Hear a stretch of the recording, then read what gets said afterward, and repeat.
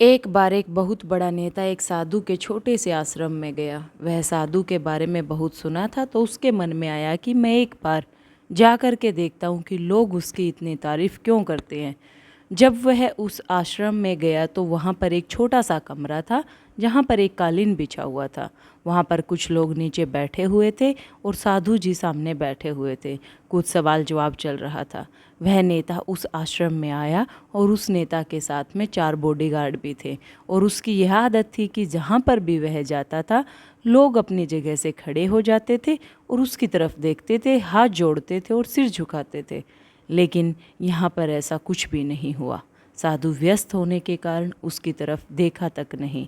तभी नेता को लगा कि यह मेरी बेइज्जती है, और वह इस बात से गुस्सा हो गया। नेता ने थोड़ा गुस्से से साधु की बात को बीच में काटते हुए कहा कि मैं आपसे कुछ कहना चाहता हूँ। साधु ने उसकी तरफ देखा और बोला, आप थोड़ी देर रुकिए, पहले मैं इनके सवाल का जवाब दे दूँ, उसके बाद मैं आपसे बात करता हूँ। जब तक आप अगर चाहें तो आप बैठ सकते हैं। बस साधु का इतना कहने की ही देर थी, नेता का चेहरा गुस्से से लाल हो गया और फिर उसने अपना सारा गुस्सा उस साधु पर निकाल दिया। अभी तक वह नेता बहुत तमीज़ से आप कह करके बात कर रहा था, लेकिन अब वह तू तड़ाक पर उतर आया। नेता ने उस साधु को कहा, तुझे पता भी है मैं कौन हूँ और तू किससे बात कर रहा है? साधु ने उसकी तरफ देखा और कहा, मुझे इससे कोई फ़र्क नहीं पड़ता है कि आप कौन हैं, लेकिन आप जो कोई भी हैं, अगर आप चाहते हैं कि मैं आपके सवाल का जवाब दूं या आपसे बात करूं तो आपको कुछ देर रुकना होगा। और साधु की यह कहते ही नेता गुस्से से पागल हो गया और वहीं सबके सामने चीखने चिल्लाने लग गया, अब मैं तुझे तेरी असली औकात दिखाऊंगा। तूने मुझसे पंगा लेकर के ठीक नहीं किया। तुझे पता भी है मैं तेरे बारे में क्या सोचता हूँ। साधु ने फिर से नेता की तरफ देखा और बड़े ही प्रेम से कहा, मुझे इससे कोई फ़र्क नहीं पड़ता कि आप मेरे बारे में क्या सोचते हैं। आप जो चाहे वह मेरे बारे में सोच सकते हैं।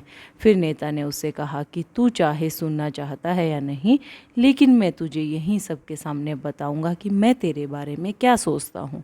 तू कोई साधु नहीं है, तू एक बहुत ही घटिया इंसान है। तू एक ढोंगी है, पाखंडी है, और यहाँ पर जितने भी लोग बैठे हैं उन सबको बेवकूफ़ बना रहा है। तेरा बस एक ही मकसद है, इन लोगों की जेब में जितना भी पैसा है वह सब तेरे पास में आ जाए। तू अपने फ़ायदे के लिए इन लोगों का इस्तेमाल कर रहा है, और अब मैं तुझे नहीं छोड़ने वाला हूँ। पूरी दुनिया के सामने तेरा पर्दाफाश करके रहूँगा। लेकिन उसके इतना बोलने के बाद भी हल्की सी मुस्कान उस साधु के चेहरे पर बनी ही रही। यह देखकर वह और भी तिलमिला गया और उसने कहा, अब बहुत हो गया, अब मैं यहाँ 1 मिनट भी नहीं रुकने वाला, लेकिन अभी भी तेरे पास मौका है। अगर मुझसे माफ़ी मांगनी है या मुझसे कुछ कहना है तो कह सकते हो। इतना सब होने के बाद भी साधु के चेहरे पर एक मुस्कान थी और वह बिल्कुल शांत था। और फिर उन्होंने अपनी आंखें बंद करी और फिर साधु ने अपनी आंखें खोली, हाथ जोड़े और कहा कि मुझे आपसे कोई गिला शिकवा नहीं है। आपके लिए मेरे मन में कोई भी गलत ख्याल नहीं है। जो भी मेरे बारे में आपने कहा वह आपकी अपनी सोच थी, तो मुझे आप में कोई भी बुराई नज़र नहीं आती। मुझे आप बहुत ही भले इंसान लग रहे हैं। और साधु के इतना कहते ही नेताजी का दिमाग 7वें आसमान पर पहुंच गया। उसके चेहरे पर एक अजीब सी खुशी थी, क्योंकि उस साधु ने वही कहा जो बाकी सब लोग उस नेता को कहते हैं। और वह खुशी खुशी उस आश्रम से अपने घर की तरफ चला गया और जा कर के अपने पिताजी के साथ में बैठ गया। उसके पिताजी ध्यान में थे। उन्होंने पूरी ज़िंदगी सिर्फ लोगों की सेवा करी और बदले में कुछ भी उम्मीद नहीं किया। तो थोड़ी देर बाद जब उन्होंने अपनी आंखें खोली और देखा अपने बेटे को अपने साथ बैठे हुए, तो उन्होंने बेटे के चेहरे पर आज एक अजीब सी खुशी थी जो आज से पहले उन्होंने कभी नहीं देखी थी। फिर उसने एक एक करके सब कुछ बताया कि आज क्या हुआ, किस तरह से वह आश्रम गया और वहाँ पर क्या हुआ, उसने क्या कहा और साधु जी ने क्या कहा।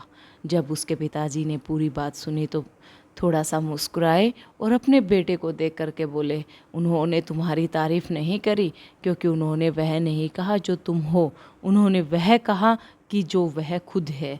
और तुमने जो कुछ भी उनको कहा वो नहीं कहा कि जो वो हैं, बल्कि तुमने वह कहा जो तुम खुद हो। यही बात वेदों में भी कही गई है, यथा दृष्टि तथा सृष्टि। यह दुनिया तुम्हें वैसी नहीं दिखती जैसी यह दुनिया है, यह दुनिया वैसी दिखती है जैसे तुम खुद हो। जिसकी नज़र जैसी है उसके लिए ये दुनिया वैसी ही है। तो अगर तुम अपनी दुनिया को बदलना चाहते हो तो उसका सिर्फ एक तरीका है, अपनी नज़र को बदलो।